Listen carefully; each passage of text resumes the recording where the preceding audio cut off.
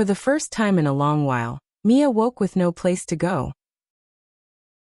The sun filtered gently through her window, casting a soft lattice of light across her floor.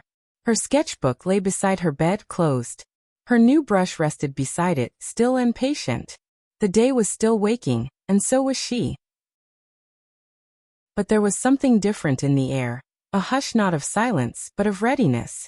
The kind of stillness that comes just before the first note of a song. Mia rose and dressed slowly. No journey waited. No realm shimmered beyond her door. No whisper guided her to a hidden gate.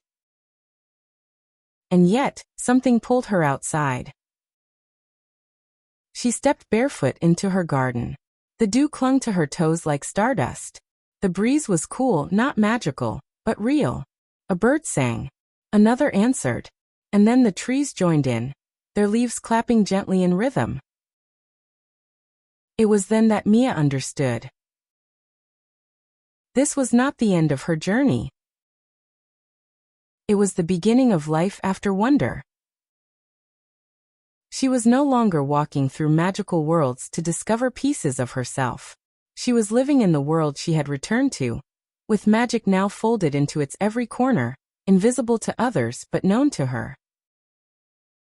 She sat under her favorite tree, the one that had grown from the sapling gifted by the forest that remembers. Its roots ran deep, and its leaves whispered the stories she had once lived.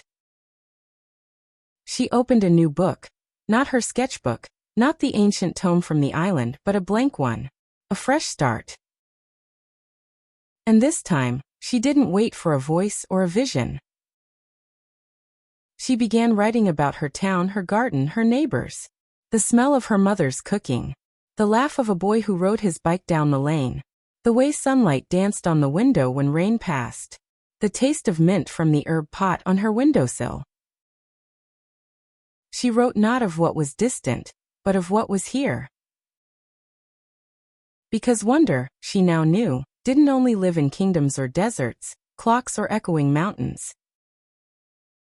It lived in the ordinary. In the way a friend touched your arm when you needed it most. In the silence between words that only love could translate. In the slow blooming of something small that would one day be strong. She painted again, not grand scenes but small things. A teacup. A falling leaf. A pair of shoes by the door.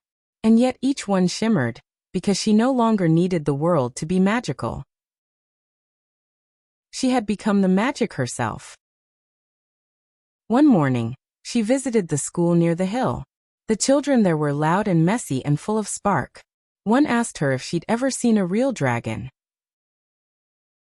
Yes, she said without hesitation. And it was beautiful. Another asked her to teach them how to draw wind. She smiled and said, "First you have to feel it." And so, without meaning to, Mia became a storyteller. Not the kind who sat by fires and spoke of faraway lands, but the kind who showed people how to see their own world again. She never spoke of the kingdoms or the island, the maze or the mountain. But every child who sat near her felt them. And some nights, when the wind blew just right, and the sky turned just dark enough, a shimmer of color would arc through the horizon. A sign, perhaps, that the stories she once lived were not gone, but quietly watching.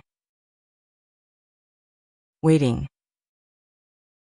For another to begin. And so Mia wrote, and painted, and listened, and loved. And the world went on, not louder, but deeper. Because beginnings are not made in thunder and fire. They are made in morning light. And Mia, at last, had become the song she had always been seeking.